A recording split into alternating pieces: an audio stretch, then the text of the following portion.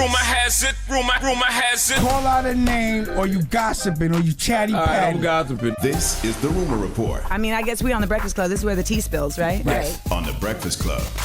I so hate talking about this, but I mean, this is the rumors. Now, Jay Prince, Mob Ties, the brothers, Jazz and Junior. Well, Jazz is Junior, and what was the other brother? Mike. Were on $1 million worth of game, and they were talking about what happened out in Houston with Takeoff. They were talking about the situation and talking about Offset as well. Now, this conversation, like I said, was on $1 million worth of game, and this was Jay Prince. This Offset dude, you know, be throwing rocks and hiding their hand, right? And I don't like them kind of individuals, you know. And the truth of the matter is, you know, one can dance and different things in front of these different cameras and all that kind of shit. And when reality, the truth of the matter is, you wasn't really right there with Takeoff when he was alive. I'm gonna just say this to you. Don't never put me in no position where, you know, I have to defend myself. If you want to check out that full interview, you can check out that full interview because they highlight a lot of the things that went down that night. Now, Offset responded to this. Now, it bothers me because, of course, all these brothers are healing, but he did respond to this. How dare one of y'all speak on me and Tate relationship? You trying to clear your face? This your 5th interview. You done did about my brother. You ain't think about his mama. You ain't think about the family. We ain't said nothing. Ain't nobody said nothing but you. And if you heard something from me, I'ma tell you it's gonna come from me. Call my phone. Y'all going off of he say, she say. Then y'all supposed to be, this is who y'all supposed to be. And y'all on interviews and it out on an interview. Talking about, I said this. Call my phone, homie. All right. Well, of course, it went further than that because then Jay Prince responded to Offset's Instagram post. He want to play victim now, but he was a volunteer when he spoke threats about me and my family name in his mouth about what he gonna do. Why you didn't call me to talk is the twist he want to use. Tell lies in your woman ear.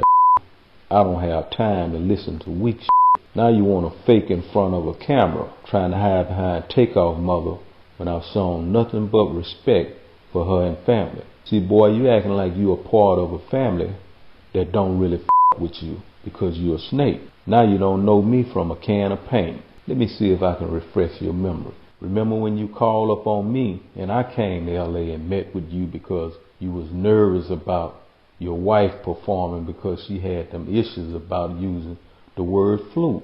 You forgot? Remember when you and Sauce Walker was beefing and you wanted me to stamp that bullshit? You forgot that too? I can go on, but I think you remember now. So that's where it happened. And then Cardi B jumped in and Cardi B responded on Instagram. Lord. Big lies. Never. Tell him to show receipts. Only people that was there was Wack and Big U. Why would we call you something involving Crips? Whole bunch of fairy tales. And then Wack, responded, I am Cardi B, tells no lies, whatever. I don't like none of this. Me neither. I think it's all whack. And I got so much respect for Jay Prince because of what he built.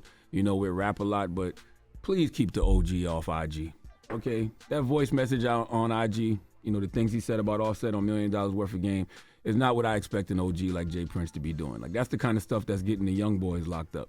Young boys in trouble. So why would you spend your whole life ducking the long arm of the law only to put a spotlight on yourself and be online basically threatening somebody? Like, and I enjoyed the $1 million worth of game conversation. If you listen to the whole conversation in context with Jay Prince. I still thought it was a lot of too much talk. Well, I'll tell you why I liked it. I liked it because they was on there telling people the streets is stupid. And they were giving warnings to folks on how to avoid the nonsense and prevent tragic situations like the one that happened with Takeoff. So why would the OG Jay Prince then be on social media, of all places, causing more chaos? Well, this is the reason I didn't like it. I mean, the brother died and the police are still doing an investigation at this point, right?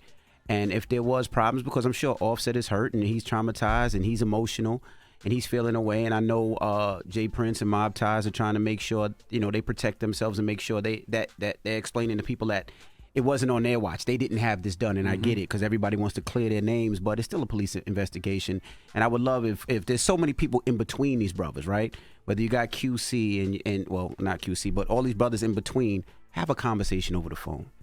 to see this play out on Instagram and social media, it does nothing but take it to another level. I don't want to see another brother get hurt, another brother get shot, another brother get killed, or anything stupid happen. Because it doesn't have to be those sides. It could be somebody that messes with this person or somebody that's cool with this person and think it's the right thing to do. And these are all good brothers. You know, Jay Prince is a friend to the room. You know, Offset's a friend to the room. So you just don't want to see it go out of character for any of those brothers. I was always taught that street stuff should be in the street. Correct. Not on social media, not on podcasts. Correct. And it looks very strange to see an OG like Jay Prince, who we all know historically has strong ties in the street, talking like that on social media and on podcasts. And if you don't know who Jay Prince is, let's say you live under a rock, you know he was the founder of Rap-A-Lot Records, which is Scarface and Ghetto Boys, and you know he was a manager of Roy Jones Jr., the boxer. You know he owns a bunch of dealerships in Houston. He owns a lot of Houston. He gives a lot back to the community, and he does a lot of good out there. And also when you go to Houston, and if you ever have a problem and you need to call and touch somebody to make sure you're okay, he's that brother. He's that brother that'll help you out if you need something. We need to be putting our arms around each other because we can't solve problems with the same energy that created them. Correct. Once again, we can't solve problems with the same energy that created them. And it feels like right now the same energy that creates a lot of these problems in the streets is trying to be used to solve these problems. Correct. And that's not going to work. I agree. That's not going to work. All right. Well, hopefully somebody get these brothers on the phone, squash that out, and they use their two together to squash and do some positivity. Because, I mean, Jay Prince was the one that squashed the Kanye and Drake beef, for people that don't know. He was the one that got in between them and made them do that concert together and squashed it for. Drake said Kanye's still the ops. He said he's still the ops. But he said I did that for the mob. He said I did that for mob times. He did that for the mob. That's for Jay Prince. But that didn't say he didn't say that he didn't still. It was. He said he's still the ops. Yeah. Oh, he did. He said it on that song, on that same bar. Yeah, it was kind of because it was kind of loud in there. Yeah. I only heard the last part. Yeah, defend your guy Kanye, Ray. That's right. I was defend your guy. No. What I was saying was Drake. I said Drake didn't mean it like that in a disrespectful. Don't tell Aubrey what he meant. Drake, what's before up? you end up in a bar. Shout out to Drake. You won't be a bar. Listen, Drake. Don't want to be a bar. Hold on, Drake, the only person that I got nominated for a writer's Grammy. Drake put your name in the song. Get what I'm saying? saying? Make Drake put your name in the song. Please, Drake, he's my friend. Put your name in the song. I'm nominated for a writer for a Grammy. I'm a Grammy nominated writer because of Drake. This nigga here I'm a Grammy. I'm a Grammy. Reason. Why you gonna let him lie like that?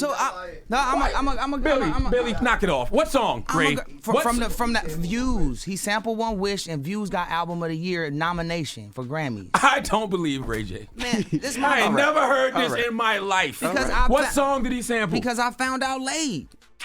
Nah, I heard that. Billy I was. This one is crazy. No.